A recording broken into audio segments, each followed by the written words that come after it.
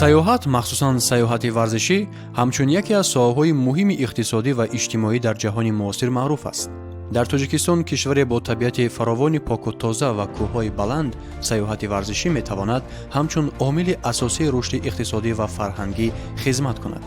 фасли баҳор саёҳатҳои варзишӣ аз ҷумла пиёдагардӣ дар кӯҳҳои Помир, велосипедронӣ дар водии Фон ва қайғронӣ дар дарёҳо на танҳо ҷалби сайёҳони хориҷӣ, балки рушди саёҳати дохилиро низ таъмин мекунанд. баҳор ва тобистон фаслҳои асосии саёҳат дар Тоҷикистон ба шумор меравад. дар фасли баҳор ҳаво нарм мешавад, гулҳо мешукуфанд ва роҳҳо барои саёҳатҳои варзишӣ муносиб мешаванд. аҳамияти саёҳат дар Тоҷикистон ҳамчунин дар он аст, ки кишвар дорои мероси бойи таърихӣ ва фарҳангӣ мебошад, ки бо варзишҳои табиӣ омезиш меёбад. фасли баҳор бошад вақти беҳтарин барои оғози чунин саёҳатҳост, зеро ҳаво мӯътадил аст ва ҳамзамон бо анъанавию бозиҳо ва варзишҳои миллӣ ҳамоҳанг мешавад. саёҳии варзишӣ ин ҳамон ҳаракатест, ки дилро ба ҳаяҷон меоварад ва ҷисму рӯҳро барқарор месозад. дар соли 2026, вақте ки ҷаҳон ба чунин ҳодисаҳои бузурге мисли ҷоми ҷаҳонии футбол ва бозиҳои олимпӣ омодагӣ мебинад, шумораи ҳавасмандони ин нави сафарҳо ба ҳадди рекордӣ мерасад. чаро? зеро саёҳии варзишӣ на фақат ҳаракати ҷисмонӣ, балки саёҳати рӯҳӣ аст, ки одамонро аз ҳаёти ҳаррӯзаи якранг дур карда ба ҷаҳони ҳаяҷон ва кашфиётҳо мебарад. аввалан ҳаяҷон ва адреналин инҳо калиди асосии ҷалби ҳавасмандонанд. дар ҷаҳони имрӯза, ки одамон аз ҳаёти шаҳрӣ ва корҳои ҳаррӯза хаста мешаванд, саёҳии варзишӣ имкони эҳсоси озод ва ҳаяҷони ҳақиқиро медиҳад. масалан, ҳангоми рафтинг ҳар як ҳаракати об шуморо ба ҳолати ҳозир будан бармегардонад.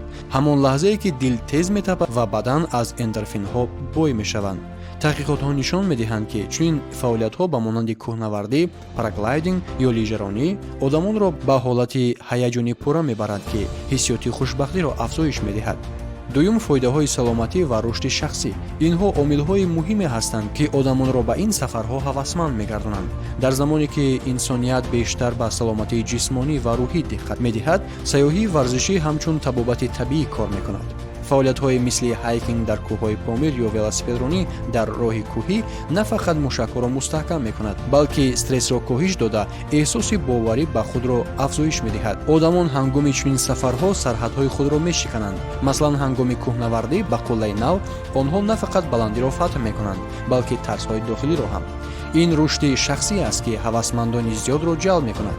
ғайр аз ин, омезиши варзиш бо табиат, мисли кемпинг дар кӯҳҳо ё аксбардории лаҳзаҳои ҷаззобу нодири табиат, ҳисси пайвастагӣ бо муҳити атрофро эҷод мекунад, ки барои саломатии рӯҳӣ бисёр муҳим аст. сеюм, унсурҳои иҷтимоӣ ва фарҳангӣ мебошад. саёҳии варзишӣ одамонро муттаҳид мекунад. маслан, ҳангоми тамошои футбол, гӯштинг ва ё асптозӣ, сайёҳон на фақат бозиро мебинанд, балки таомҳои маҳаллӣ, фестивалҳо ва ҳаёти маҳаллиро кашф менамоянд. ин омезиши варзиш бо фарҳанг аст, ки сафарро боз ҳам ҷолибтар мегардонад. чорум, рушди иқтисодӣ ва дастрасӣ. ин соҳа ҳар сол афзоиш меёбад, ки ҳавасмандони бештарро ҷалб мекунад. дар соли 2025 саёҳии варзишӣ 10% аз хароҷоти ҷаҳонии саёҳии умумиҷаҳониро ташкил дод ва то соли 2030 дар назар аст, ки ба $1.3 триллион расад. бо вуҷуди ин, ҳарчанд солҳои охир соҳаи саёҳии кишвар дар ҳоли рушди босуръат аст, вале ҳамоно баъзе камбудиҳои асосӣ ва ҷузъӣ боқӣ монданд. ба монанди инфрасохтори нокифоя дар минтақаҳои дурдаст, мавсимӣ будан, камбудиҳои сармоягузорӣ ва тарғиботи ҳанӯз ҳам нокифоя дар сатҳи байналмилалӣ. солҳои охир рақамикунонии соҳа беҳтар гашт ва ҳукумати ҷумҳурӣ ҳадафи ташриф овардани зиёда аз 2,5 миллион нафар сайёҳро то соли 2030 пеши худ гузошт. бисёре аз сайёҳон тавассути ширкатҳои хориҷӣ меоянд. масалан, ширкатҳои русӣ, ӯзбекӣ ва дигар кишварҳо хатсайрҳои сайёҳати варзишӣ барои кишвари Тоҷикистон ба минтақаҳои ҷолиби ҷумҳурии Тоҷикистон ба монанди Помир ва кӯҳҳои Фон ташкил мекунанд. дар ин баробар онҳо инфрасохтор ва тарғибро таъмин менамоянд, аммо даромади зиёди соҳаро аз кишвар берун мебаранд. пештар ҳамон мушкилотҳо хеле зиёд буд, аммо фикр мекунам сол аз сол хубтар шуда истодааст. яъне мушкили забон доштем. бисёре аз ширкатҳо забонҳои хориҷиро намедонистанд, аммо چونه که این شب و روز میبینه برطرف شدن، یعنی دو سه زبان خارجی رو میدونن. توریسم ترانزیتی این در تمام دنیا وجود دارد، مخصوصا در اروپا که تورهای یکدیگر رو میفروشن. یعنی شما میتوانید از پاریس یعنی فرانسه تور خریده با برلین و نمیده شما رو گرفته با برلین و با دیگر شهرهای همون منطقه اروپا یعنی سفربر نمایند سیاحت کنید. اینجا هم همین خیلی به سیاحت ترانزیتی یعنی ناممکن است کار و فعالیت کردن. مثال میگیریم هفکول، وقتی که ما در گوگل میبینیم شرکت های ازبکستانی خیلی این رو تبلیغ زیاد میکنن و شرکت های ما نه. سبب اساسی فکر میکنم این ندانستن زبان باشد یا اینکه نمیدونم تبلیغات کمتر باشد. شرکت های ما رو ضرور است که باید زیادتر در اون پلتفرم هایی که بسیار دعوت ها استفاده میبرن و مثل گوگل و نمیدونم تریپ ادوایزر و اینا یعنی تبلیغ رو زیادتر کنن.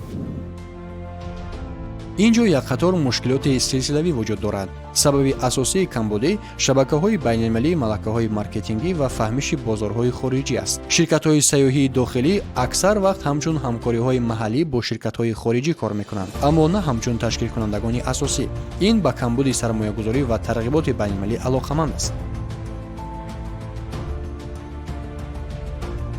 ما باشد در سامانه‌های اجتماعی خیلی فعال است و مثل اینستاگرام و فیسبوک و دیگر پلتفرم ها. هر یک سیاح با سه زبان، اونجا زبان روسی، انگلیسی و زبان تاجیکی است و آینده هم در کارکرد قرار دارد. این زبانی خطایی می توانند با آسانی در آمده روز و ساعت و مکان سیاحی رو انتخاب نموده، حتی پول رو غیر نقدی با کارت ویزا و مسترکارد و دیگر سپاریده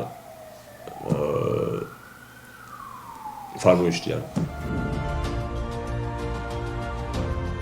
همزمان اینفراستراکتور ناکفایه از جمله راه‌ها، بانک‌ها، مهمانخانه‌های باصفت در بیرون از شهرهای بزرگ و اینترنت ضعیف مانع‌های اساسی هستند. نقش سامانه‌ها و شبکه‌های اجتماعی جهت ترغیب سیاحت در تاجیکستان نیز بسیار مهم است. شبکه‌های اجتماعی با جلب جوانان و سیاحان داخلی مساعدت می‌کنند که این به افزایش رفت و آمد سیاحان آورده می‌رساند. یکی از سبب‌ها را نماینده شرکت سیاحی وطنی شاهتور در بلند بودن نرخ چپته‌های هواپیمایی و گرانی مهمانخانه‌ها عنوان کرد. مثال می‌گیریم در گوگل یا که دیگر پلتفرم‌ها وقتی تاجیکستان یعنی وقتی که ما همون تور پکیج می‌خوایم یک تو شرکت تاجیکستانی و یک تو شرکت ازبکستانی وقتی که ما حساب میکنیم در همین حساب هست در همون تور پکیج مخصوصا چپتای هواپیمایی خیلی گران میافتد که این تاثیر خود رو به تور پکیج میرساند و دیگر این گران بودن مهمانخانه ها یعنی ما باید در بالای اینها کار کنیم.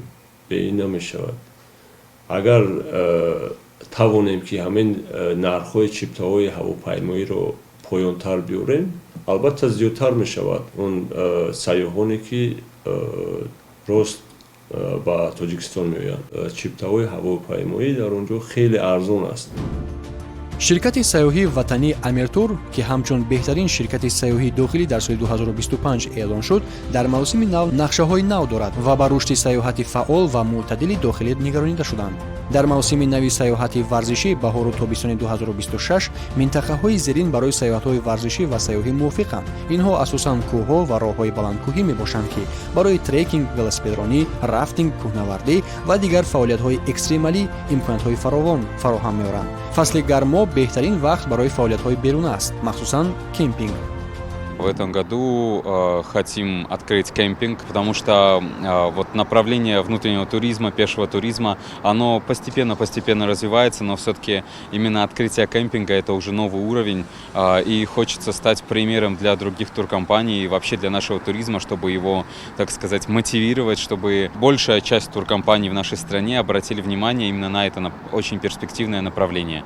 Поэтому в этом году первоочередная задача компании Амиртур это открыть кемпинг. Можно приезжать и на один день, но в основном, чтобы люди приезжали с ночевкой, с семьями, компаниями.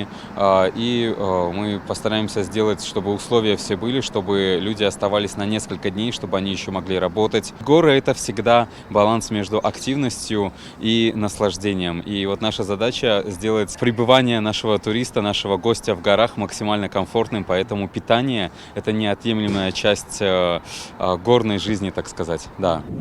дар соли 2026 ҳамчун таҷрибаи беҳтарин Lonely Planet барои сайёҳони байналмилалии ҷумҳурии Тоҷикистон тавсия шудааст. муаррифии афзалиятҳои табиии Тоҷикистон аз қабили кӯҳҳои Помир, кӯлҳо, дараҳо ва мероси табиӣ дар арсаи байналмилалӣ барои рушди сайёҳати варзишӣ аҳамияти ҳалкунанда дорад. аввалан он сайёҳони фаъолро ҷалб мекунад, ки ба иқтисодиёт даромади иловагӣ меорад, ҷойҳои корӣ эҷод мекунад ва буҷети миллию маҳаллиро афзоиш медиҳад. дуюм, он ҳифзи захираҳои табиӣ ва гуногунии биологиро таъмин менамояд, зеро сайёҳати устувор ба ҳифзи муҳити зист мусоидат мекунад. сеюм, он бренди миллиро баланд мебардорад, ҷалби сармоягузориро афзоиш медиҳад ва Тоҷикистонро ҳамчун минтақаи сайёҳату варзиш ва экологӣ дар Осиёи марказӣ муаррифӣ мекунад. ғайр аз ин, он рушди инфраструктур, омӯзиши кормандон ва ҳамкориҳои байналмилалиро ҳавасманд мегардонанд, ки барои рушди устувори сайёҳати варзишӣ зарур аст.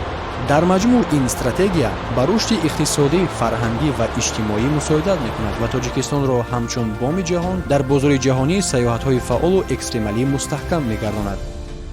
Несколько туркомпаний с Узбекистана, получается, со мной вышли на связь. Вот мы по чуть-чуть уже начинаем развивать именно направление туризма из Узбекистана. То есть вот уже у нас с одной компанией 2-3 года идет сотрудничество, очень много групп приезжает. И я думаю, что с каждым годом все больше и больше будет групп из Узбекистана и наших соседних стран, таких, допустим, как Китай, Киргизстан, Казахстан и Россия. Также есть момент с тем, что очень много туристов, вот, к примеру, из Узбекистана сейчас приезжают благодаря узбекским туркомпаниям. Я думаю, что если будет какое-то очень бурное общение наших стран по этому вопросу и будут какие-то конференции среди туркомпаний из Узбекистана и из Таджикистана на выгодных условиях, получается, и для нашей страны, и для Узбекистана. оғози сайёҳатҳои варзишии баҳорӣ дар Тоҷикистон имкониятҳои бузург дорад. бо иқтидори табиӣ ва афзоиши сайёҳон соҳа метавонад рушд кунад, аммо камбудиҳо бояд чораҷӯӣ шаванд. бо ҳамкорӣ ва омӯзиш аз кишварҳои пешрафта Тоҷикистон метавонад ба ҳадафҳои рушди соҳаи афзалиятноки худ ноил шавад, зеро дар маҷмӯъ сайёҳии варзишӣ ҳавасмандони зиёд дорад ва он на фақат варзиш, балки ҳаёт аст. ҳаёти пур аз ҳаяҷон, саломатӣ, кашфиётҳо ва дӯстони нав.